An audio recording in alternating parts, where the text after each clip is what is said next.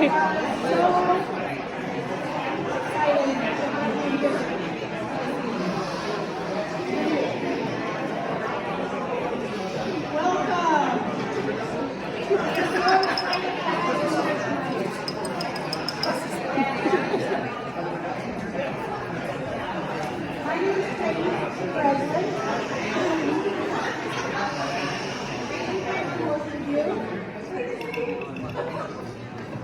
happy to have you here.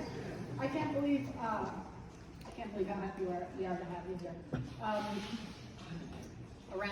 Around me is our small, passionate, and powerful team.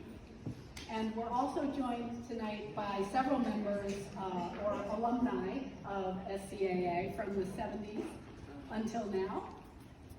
Our board of trustees are compassionate leaders who give generously and freely of their hearts, their minds, for this organization. And every one of you, legislators, legislative staff, commissioners, agency staff, contributors, community and coalition partners, family, are a part of something beautiful, something big, something strong and lasting and ever-changing, ever-striving. We're thrilled to welcome you here this evening. We've been looking forward to today for 150 years.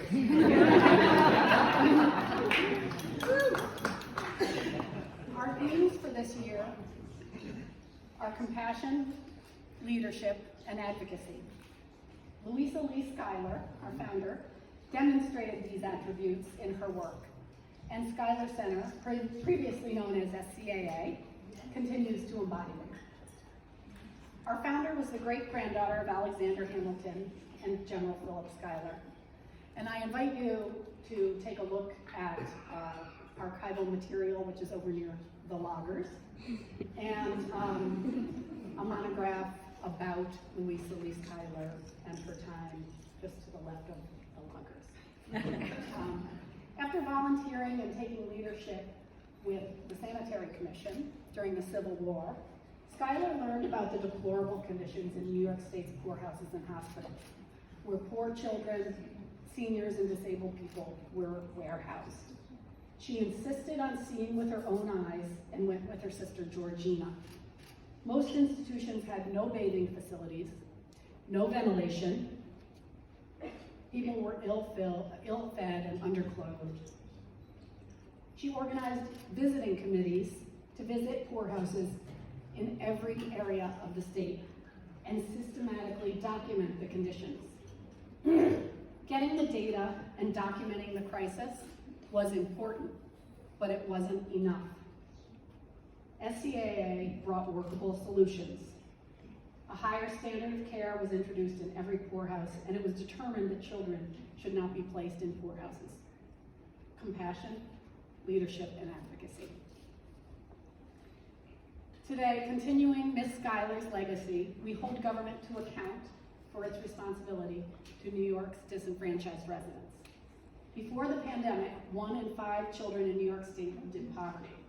Among Black children, nearly 1 in 3. It's shocking, but it's true.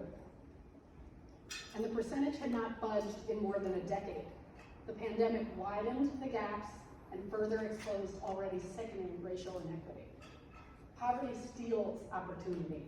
For our children experiencing poverty right now, every day that we fail to address it puts them at risk for immediate and lifelong hardship.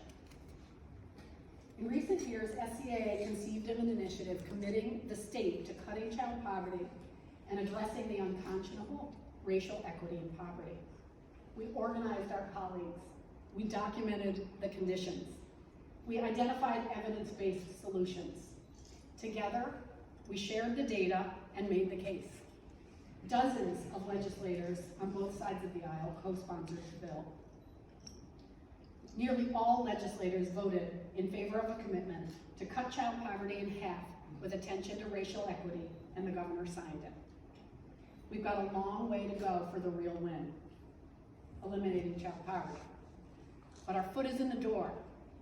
As New York mounts its recovery from the pandemic, We will use this legislation as one of several tools to ensure that our children are centered in the recovery. Compassion, leadership, and advocacy. Recent years have brought work to bring attention to the need for public investment to expand and improve childcare so that it works for kids and families and for the workforce providing the care.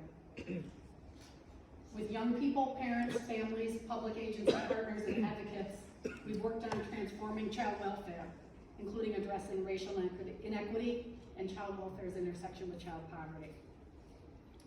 Serving as the home for Medicaid Matters New York, and leading and participating in work focused on ensuring Medicaid health coverage works for children, families, and all who rely on it, and that it truly works to improve health writ large. If health, welfare, tax, labor, and other systems were more effective in preventing early adversity and earlier identification of risk, we would get better outcomes and save public dollars. These things all sound so logical. So what are we up against? Who's the opponent? Vested interests benefit from the status quo. There are nearly 7,000 registered lobbyists in New York State. I and our team are among them. And for the last 150 years, we at SCAA have focused on generating systemic change and long-term wins for disenfranchised New Yorkers. Our work is essential right now because the need is so great. Winning systemic change takes time. It takes data and analysis. It takes creative thinking and a focus on how policies are implemented. It takes smart and committed staff and partners, like all of you, who are incongruously, wildly impatient and astonishingly patient. I'm excited to introduce you to some of the leaders of our organization. First up will be Jim Lytle, immediate past chair of the Board of Trustees and our longest serving current member of the board.